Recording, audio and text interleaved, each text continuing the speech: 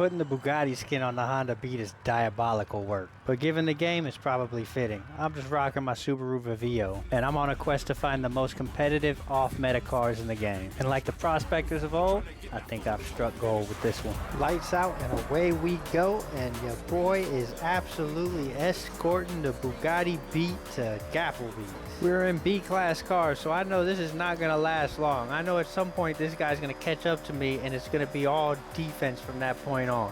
And I get started pretty terribly by doing myself no favors and missing the very first apex we come to. But luckily this car's got the acceleration to make up for that on the exit of the corner. If I keep giving up ground like that, he's going to just overtake me like I'm standing still. So we buckle down and we make sure we hit these next two apexes as tightly and perfectly as we possibly can.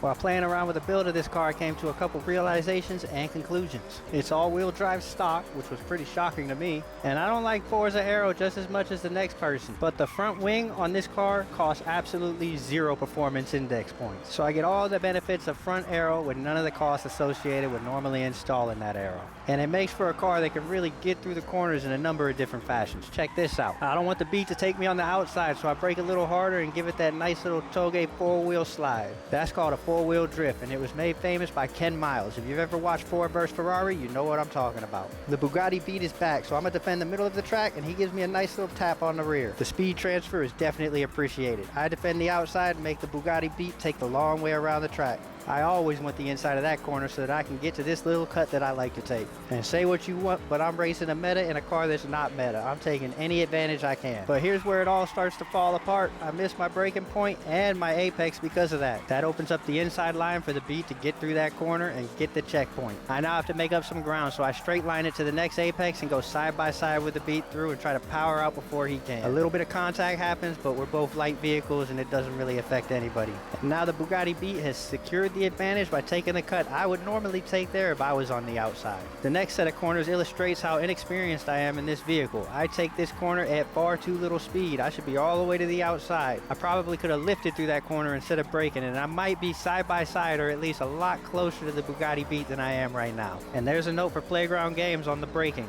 Why aren't the braking lights working in the second and third lobbies? It really doesn't make any sense. And really, y'all, I'm not going to be one of these creators that just spends my whole time complaining about the brand new game. I really appreciate this game for what it is, and I don't have very many complaints at all. But the braking lights not working seems like something very elementary that should be working in a driving game. Now, as we enter the hairpin section of the race, I'm going to try out a few different cornering techniques to see if I can catch up to them.